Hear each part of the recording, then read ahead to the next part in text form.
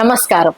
ఈ వారం ముఖ్యాంశాలు. ఏపీలో ఒక రోజు ముందుగానే పెన్షన్ల పంపిణీ. అల్లూరి జిల్లాలో ఫుడ్ పాయిజన్, 40 మందికి అస్వస్థత. ఏపీలో ఉద్యోగుల బదిలీలకు గడువు పొడిగింపు. తెలుగు రాష్ట్రాల్లో 3 రోజుల పాటు భారీ వర్షాలు. పలు రాష్ట్రాలకు కార్యదర్శులను నియమించిన ఏఐసిసి. సెప్టెంబర్ 3, 4, 5న బ్రూనై, సింగపూర్ లో మోదీ పర్యటన. కేరళలో హేమా కమిటీని స్వాగతిస్తున్న నటి సమంత. తొలి త్రైమాసికంలో భారత జీడీపీ 6.7% నమోదు. నంద్యాల జిల్లాలలో భారీ వర్షాలు. కుందు, పాలేరు, మద్దిలేరు వాగులకు వరద ఉత్పత్తి. భారీ వర్షాలపై చిరంజీవి ట్వీట్. భారీ వర్షాల దృష్ట్యా ప్రజలు అప్రమత్తంగా ఉండాలని, అత్యవసరమైతే తప్ప ప్రజలెవరూ బయటికి రావద్దని నా మనవి. చిరంజీవి. తెలంగాణలో భారీ వర్షాలపై మంత్రి సీతక్క సమీక్ష.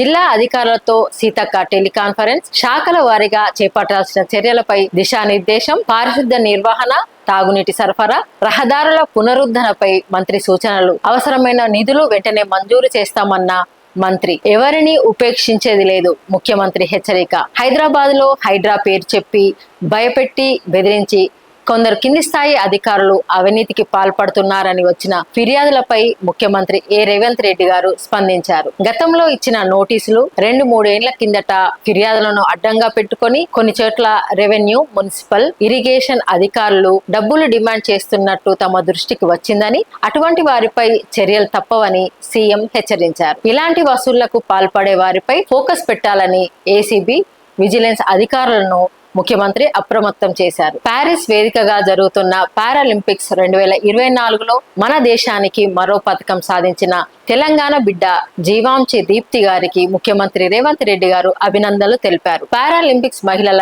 400 మీటర్ల T20 రేసులో దీప్తి కాంస్య పథకాన్ని గెలుచుకున్నారు. ప్రతిభకు వైకల్యం అడ్డురాదని నిరూపిస్తూ విశ్వ క్రీడక వేదికపై విజేతగా నిలిచిన దీప్తి మనందరికీ గొప్ప స్ఫూర్తి అని ముఖ్యమంత్రి ఒక సందేశంలో పేర్కొన్నారు. పారాలింపిక్స్ 2024లో మెడల్స్ సాధించిన భారత అథ్లెట్స్, ప్లేయర్స్ అందరికీ ఈ సందర్భంగా ముఖ్యమంత్రి అభినందనలు తెలియజేశారు. ఏపీకి భారీ వర్ష సూచన. ఎన్టీఆర్, ఏలూరు, పల్నాడుకు ఆరెంజ్ అలర్ట్. 3 జిల్లాల్లో ఈ రోజు భారీ వర్షాలు పడే అవకాశం. ఖమ్మం జిల్లాలో సింగరేణి మండలం గంగారాం తండాలో నునావత్ మోతిలాల్ గారి కుటుంబ సభ్యులను పరామర్శించిన ముఖ్యమంత్రి రేవంత్ రెడ్డి గారు. 2 రోజుల కిందట కారులో హైదరాబాద్ వెళ్తూ ప్రమాదశావత్తు ఆకేరు వాగు వరదల్లో కొట్టుకుపోయిన నునావత్ మోతిలాల్, ఆయన కుమార్తె, యువ వ్యవసాయ శాస్త్రవేత్త అశ్విని గారు మృతి చెందారు. వారి చిత్రపటాలకు పూలమాలలు సమర్పించి ముఖ్యమంత్రి గారు నివాళులు అర్పించారు. ఔటర్ రింగ్ రోడ్డు బయట ఉన్న గ్రామ పంచాయతీలు కూడా హైడ్రా పరిధిలోనే ఉన్నాయి.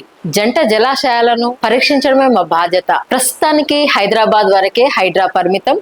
FTL, బఫర్ జోన్, పార్కులు, నాలాలు కబ్జాలే మా మొదటి ప్రాధాన్యం. ప్రజా ప్రయోజనాలు మాకు ముఖ్యం. చెరువులు కబ్జా చేసిన ఎవరిని వదిలిపెట్టం. మీడియా చిట్ చాట్ లో సీఎం రేవంత్ రెడ్డి. సచివాలయంలో తెలంగాణ తల్లి విగ్రహ ఏర్పాటుకు భూమి పూజ నిర్వహించిన సీఎం రేవంత్ రెడ్డి. పాల్గొన్న మంత్రులు, ఎంపీలు, ఎమ్మెల్యేలు. మానవత్వం చాటుకున్న తెలంగాణ ప్రభుత్వ ఉద్యోగులు. వరద బాధితుల సహాయార్థం భారీగా 130 కోట్ల విరాళం. సహాయ నిధిలో జమ చేసిన పత్రాలు ముఖ్యమంత్రికి అందజేత. భారీ వర్షాలు, వరదల కారణంగా సర్వం కోల్పోయిన కుటుంబాలను ఆదుకోవడంలో ప్రభుత్వానికి అండగా నిలుస్తూ తెలంగాణ ప్రభుత్వ ఉద్యోగులంతా ఉదారత చాటుకున్నారు. వరద బాధితుల కోసం ఉద్యోగులంతా కలిసి తమ ఒకరోజు మూల వేతనం 130 కోట్లను ముఖ్యమంత్రి సహాయ నిధికి విరాళంగా ఇచ్చారు. తెలంగాణ ప్రభుత్వ ఉద్యోగుల జేఏసీ నాయకులు మహబూబాద్ లో ముఖ్యమంత్రి రేవంత్ రెడ్డి గారిని కలిసి ఈ మేరకు సంతకాలతో కూడిన అంగీక పత్రాన్ని అందజేశారు. ఈ సందర్భంగా ముఖ్యమంత్రి రేవంత్ రెడ్డి గారు ఉద్యోగులందరినీ అభినందించారు. వరద బాధితుల కోసం తెలంగాణ ప్రభుత్వ ఉద్యోగులు ఒక రోజు మూల వేతనాన్ని అందించడం వారి మానవత్వానికి ఒక ప్రతీక. మనస్ఫూర్తిగా వారిని అభినందిస్తున్న ముఖ్యమంత్రి రేవంత్ రెడ్డి. భద్రాచలం దగ్గర గోదావరి ఉధృతి. 43 అడుగులకు చేరిన నీటి మట్టం. మొదటి ప్రమాద హెచ్చరిక జారీ. గోదావరి ఉధృతి మరింత పెరిగే అవకాశం. ముంపు ప్రాంతాలను అప్రమత్తం చేసిన అధికారులు. ఇవి ఈ వారం ముఖ్యాంశాలు. నమస్కారం.